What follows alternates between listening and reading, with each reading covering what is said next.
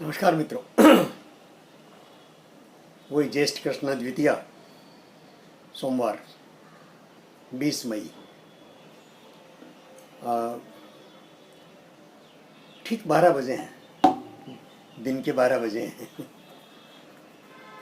दूसरा प्रहर चल रहा है, दोपहर। सुबह एक वीडियो बनाने के बाद मेरा ये जो टेबलेट है इसने बता दिया कि मेरा पेट भरा हुआ है, मैं उससे ज़्यादा और रिकॉर्डिंग नहीं कर सकती। लेकिन बच्चा खींच रहा था मुझे और बोलने के लिए, तो मैंने एक वीडियो अपने मोबाइल में भी रिकॉर्ड किया है, लेकिन उसको मैं ले सकूंगा कि नहीं मैं नहीं जानता।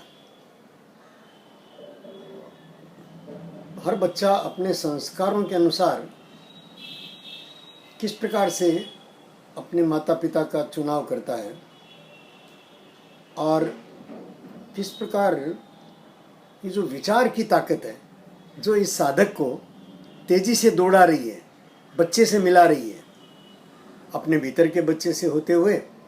और कलकत्ता में एक हमारे परिवार में एक और लड़की है, नवविवाहिता, जो पहली बार माँ बन रही है, उसको केंद्र करके ये सारा विचार चला रहा था। मैंने उसके परिजनों से चर्चा भी की, उसके पतिदेव से फ़ोन पर 2-3 बार बात करने की कोशिश की कि देखो इस दिशा में विचार करो। अपने एक परिवारी मित्र को बुलाकर बात भी की, लेकिन मुझे समझ में आ गया कि वो सब मेरे इस विचार को जरा भी और महत्व नहीं देते। ठीक है, साधक काम करता रहा। बरबस धियो यो न प्रचोदयात, हमारी बुद्धि को खींच के ले चलो, बलात् खींच के ले चलो, ऐसी प्रार्थना करता है साधक। और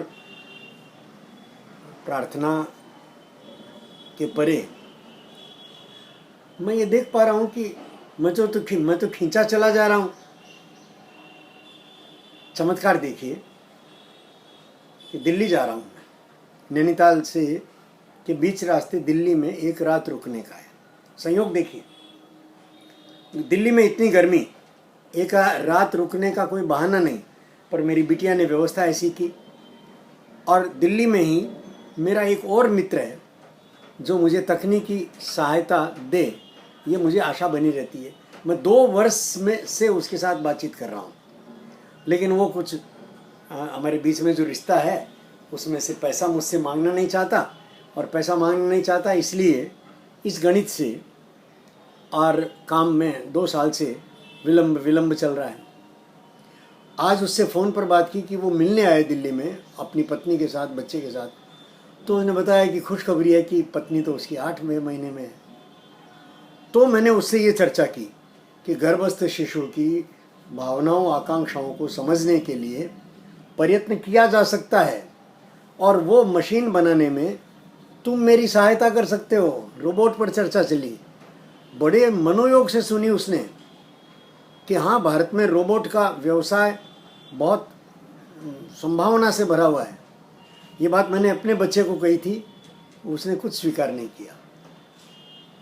दिल्ली में जो बच्चा है, नाम नहीं लेता अभी, उसने बड़े रुचि से बात की और वो कहा कि वो मेरे से मिलने आ जाएगा।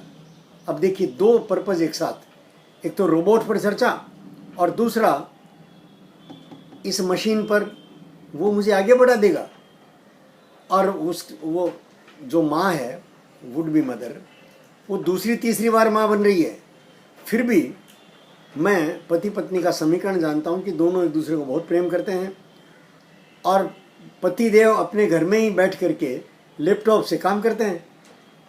उसने घर बना लिया अपना बिना मेरी सहायता के। मेरी सहायता मांगी थी पर मैंने उसकी कोई मदद नहीं की।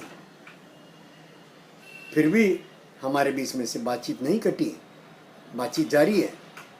इस समीकरण से दिल्ली में 2-2.5 घंटे का रास्ता तय करके वो मेरे से मिलने आ जाएगा, रात भर मेरे साथ सोएगा, इस पर चर्चा करेगा। और मैंने उसको कह दिया है कि मेरे ये जो वीडियो हैं व्हाट्सएप पर हैं, यूट्यूब पर भी हैं, उसको देखे, सुने, समझे।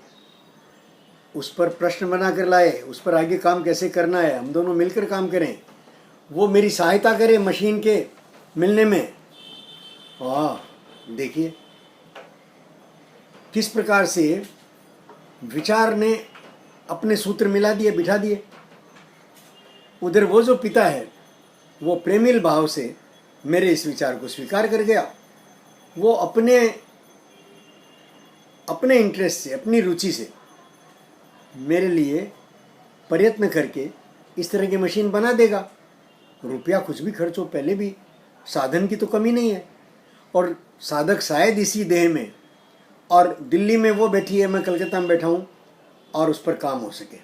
काम करेगा उसका पति, मुझे रिपोर्ट देगा, और मैं बातचीत के आधार पर अपने निष्कर्ष बताऊंगा कि बच्चे को इस तरफ ले जाओ। फिंगरप्रिंट्स से ब्रेन मैपिंग, इसका रास्ता दिल्ली में ही है, उससे मिला दूंगा।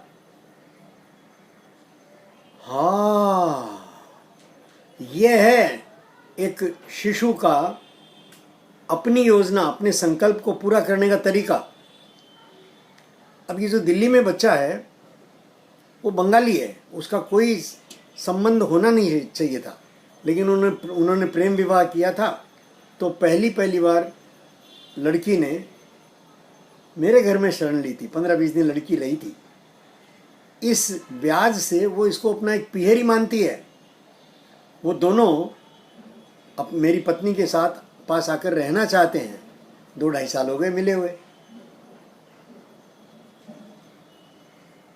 ये समीकरण उस बच्चे ने पकड़ लिया। उसके लिए तो दूरी कोई मायने नहीं रखती है, कलकत्ता बम्बई कोई मायने नहीं रखता है। और आजकल तकनीक ऐसी हो गई है कि कलकत्ता बम्बई की दूरी कोई मायने नहीं रखती। ये उस नए जन्मते बच्चे की ताकत है। और ये जो नया विचार जिसने मुझे स्वीकार किया है, इस साधक को स्वीकार किया है, निमित्त बनाया है, ये विचार अपने बल पर किस प्रकार से पूरा होता है, इसी देह को निमित्त बनाकर इसी देह को बचा के रख लेगा यह विचार, और उत्साहपूर्वक काम करा लेगा मेरे से। ये समीकरण हाँ अनुमान हो सकता है। इस समीकरण में एक काल्पनिक आशावाद हो सकता है, दिखाई दे सकता है, लेकिन जब तक कोई सिद्धांत नहीं बनता विज्ञान में भी, तब तक हाइपोथेसिस के नाते उसको एक बहुमान पूर्वक स्वीकृति है। हाइपोथेसिस, और सफल होने के बाद भी वैज्ञानिक तो बोलता है कि नहीं, इसका दूसरा पक्ष भी संभव है। हमने जो कह दिया है वो फाइनल नहीं है। इस दुनिया में कुछ भी फाइनल नहीं है, निरंतर बदलता है। विज्ञान तो कह देता है, लेकिन भारतवर्ष में जो अंधश्रद्धा से भरे लोग हैं, वो किसी भी नए समीकरण के लिए, किसी भी नई संभावना के लिए सारे द्वार बंद रहते हैं उनके। जैसे मेरे आसपास मेरे बच्चे, मेरी सहधर्मिणी स्वयं को बहुत बुद्धिमान मानते हैं। समाज में स्वीकृत है उनका टैलेंट, उनकी प्रतिभा, लेकिन साधक को ये टेप भी उनसे बच करके, अलग हट करके अपने मंदिर में बैठकर बनानी पड़ती है। वो सुन न ले। साधक सारा YouTube पर डालता है जो खुली है, अपने वेबसाइट पर डालता है जो मेरे परिवार के लिए उपलब्ध है, और फेसबुक पर भी डालता है, लेकिन मेरे परिवारीजन कोई नहीं देखता उन वीडियोस को। दूसरे लोग देखते हैं, पसंद करते हैं। अद्भुत है ये समीकरण। अपने संस्कारों के अनुसार जो पात्र होगा वही इस तरफ आगे बढ़ेगा, वही स्वीकार करेगा। स्वीकृति के बिना आगे बढ़ने का कोई मार्ग नहीं है। स्वीकृति के बिना जागृति क्रम चलता नहीं है। स्वीकृति में सुख है। मित्रों, मैं बहुत चमत्कृत हूं कि यह गणित किस प्रकार से मिलता है। अपने भीतर बैठे बच्चे के आह्लाद का एक वीडियो अभी संभवतः मैं और बनाऊं। ये वीडियो एक शिशु के, जिसने नया जन्म जो लेने वाला है, जन्म लेने से पूर्व किस प्रकार से वो अपने माता पिता का चुनाव करता है, इस संभावना को और मेरे दिमाग में जो ये विचार चल रहा है कि गर्भस्थ शिशु की भावनाओं, आशाओं, आकांक्षाओं को पकड़ करके और मानवीय भाषा में रूपांतरित किया जाए, और प्रयोजन यह है कि इससे मानव समझे, स्कूलें बंद हो, ये हमारे जो अस्पताल हैं वो बंद हों, और पेट काट कर बच्चा मैंने इच्छानुसार मुहूर्त में पैदा कराया जा सके। ये पागलपन बंद हो। डॉक्टर पेट काट देते हैं क्योंकि उनकी बहुत 15, 20, 25 हज़ार रुपये कमाई होती है, और माता पिता पेट कटवा लेते हैं कि इस मुहूर्त में बच्चा पैदा होना चाहिए। ये क्या क्या कर दिया उल्टा। कोई शोध नहीं करता, कोई विचार नहीं करता कि बच्चे ने तो गर्भ में बनते शरीर को जिस क्षण चलाना स्वीकार किया, अपना मुहूर्त खुद तय करके आ गया वो उस मुहूर्त में। उस मुहूर्त को जानना चाहिए जब पहली बार बच्चे ने माता के पेट में लात मारी। उस पल को रिकॉर्ड करना चाहिए, पकड़ना चाहिए, और उसे जन्मदिन मान करके जन्मपत्री बने। कुछ अलग ही रिजल्ट आएगा। होना चाहिए, होना चाहिए। संभव है कि मेरा ये टेप देख करके किसी के मन में प्रयोग करने का जचे और अगली बार हो जाए। संभव है कि कोई माँ, वुड बी मदर, इसको सुन ले और इसके अनुसार से अपना आचरण, माँ बनने से पहले कैसा आचरण बनना चाहिए वो भी बच्चा तय करता है। चर्चा करूँगा मित्रों, इस पर मैं अवश्य चर्चा करूँगा। स्वयं की साक्षी में चर्चा करता हूँ। प्रणाम करता हूँ मित्रों। अभी इसको मैं बंद करता हूँ। नमस्कार।